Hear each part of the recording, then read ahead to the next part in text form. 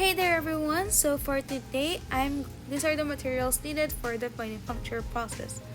So, hello there everyone, I'm Kajal Dob and today I would be performing the venipuncture. So, at first I'm going to show my materials. I have my disinfectant, my patient requisition form wherein it contains the patient name, patient ID, patient birthday, the sex, the physician's name, diagnosis, and the test required. Second, I have my tourniquet prepared. I have some syringes of about 3 cc, some vacutainer tubes, my micropore, gloves, my cotton balls, and also a waste bin. So, good morning.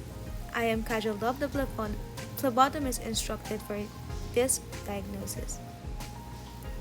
So, can you please indicate your name? So, your birthday and age. So, since I am the instructed phlebotomist, the test required will be the electropine panel, CBC, and hepatic panel tests. So, I'm first going to disinfect my hands before touching the patient to avoid any germs contact. I am going to place a tourniquet about 3 to 4 inches above the venipuncture site, which is the antecubital fossa, and tie it with a loop to secure the vent. And then find for the medial vein to extract the blood. Make sure to select the vein which is visible and so that you can get the vein easily. And now I got my cotton ball and clean the surface area in a circular motion.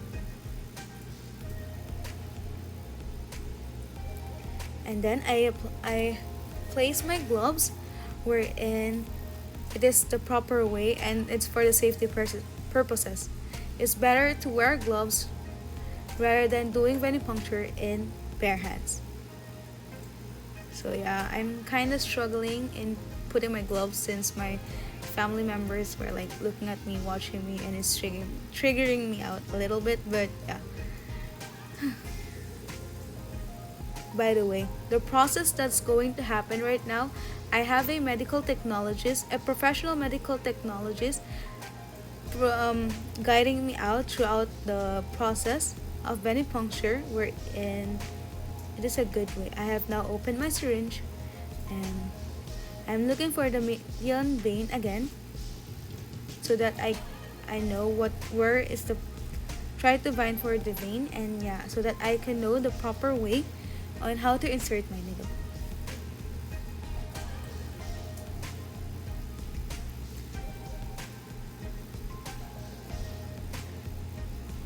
Once you have felt for the vein, make sure to insert the needle for about 30 degrees angle and then wait for the backflow to happen.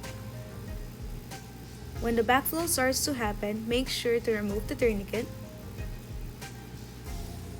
and then continue pulling the syringe backwards. Carefully remove the syringe and apply the cotton with a micropore to hold in place. And then ask the patient and tell the patient to apply a little pressure and hold it about a minute. And then for the recapping, make sure that you do not touch the cap with your bare hands, for this might break your finger. And then next, this is the process that the medical technologist told me that I should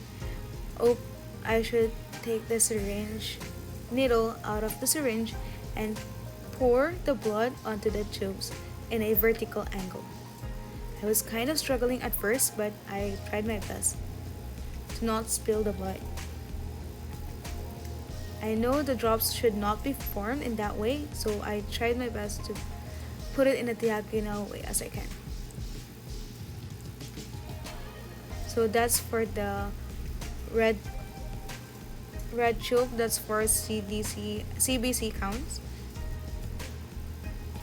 And the purple tube is for the EBSA, wherein This is a tube EDTA we're in. This is a tube for anticoagulant. Same way as I'm recapping it again, the tubes, and mixing the blood in a circular motion. And in labeling the tubes, make sure to first write the patient's last name, first name initials, if it's long, the patient ID, and the date taken. And lastly, make sure, let's remove all of the materials that are waste and remove the gloves and put it in a waste bin that were used and show it, and the sharps and needles should be disposed in a proper waste bag. And then make sure that you disinfect your hands so that there are no infectious pathogens that were contacted with your hands. Thank you for watching, and I hope that this wouldn't affect my grades. Thank you.